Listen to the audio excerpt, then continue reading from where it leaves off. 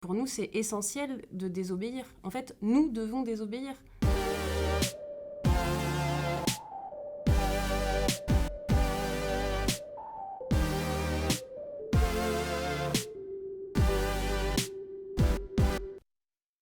Moi, je sais que j'ai pris conscience très rapidement que la démultiplication des alternatives, les AMAP, les monnaies locales, les coopératives d'énergie renouvelable, etc., c'était pas suffisant.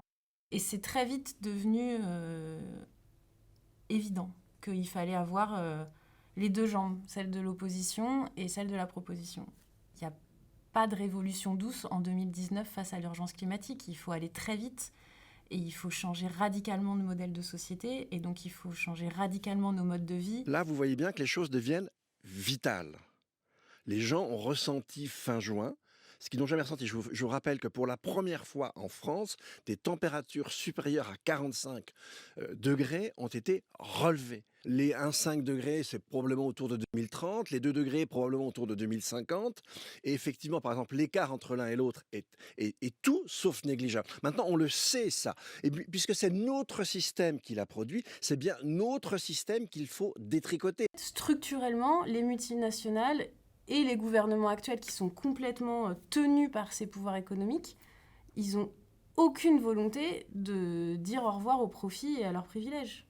Pour sauver la planète, en fait, pour que nous, on survive sur cette planète dans le siècle qu'on est en train de vivre, il faut qu'on sorte du système capitaliste. Je crois que ce qui nous a poussé à faire de la désobéissance civile, c'est que face aux milliers de gens qui sont dans la rue, dans les marches pour le climat, la grève des jeunes pour le climat, etc., il n'y a pas de réaction de l'État. Donc, on doit désobéir. En fait, ils nous laissent pas le choix. Action non violente COP21, ça a été créé en 2015 au moment de la COP21. On a fait des campagnes contre la Société Générale, la BNP Paribas, Amazon. Et puis surtout, en fait, on n'est pas les seuls, quoi. C'est-à-dire des groupes de désobéissants dans le monde, il y en a de plus en plus. Et surtout, on commence à travailler ensemble.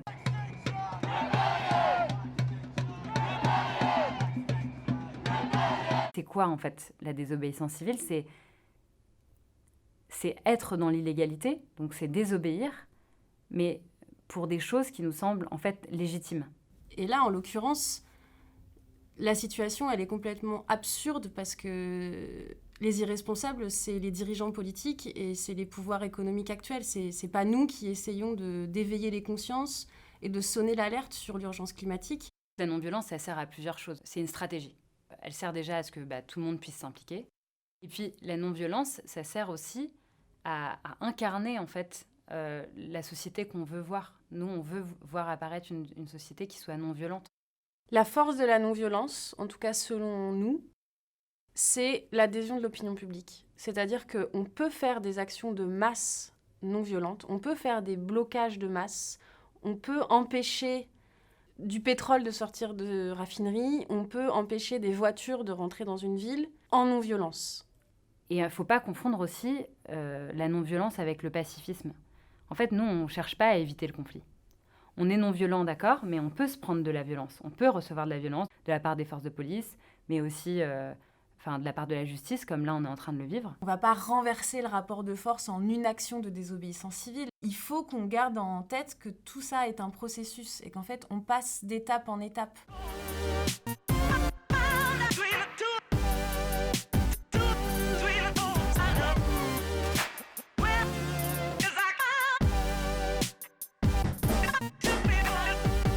Le fait de se mettre ensemble et de développer des actions, ça nous donne énormément d'enthousiasme et énormément de joie et ça permet de sortir de cet effet d'impuissance et de sidération. Donc c'est essentiel en fait. Même si notre action est un échec, au moins on aura été heureux On se dit souvent ça, hein, c'est vrai. Ouais, non mais en faisant ce chemin quoi, ouais. Et en menant cette bataille. Donc, Parce qu'on vit des aventures humaines aussi. Bah oui.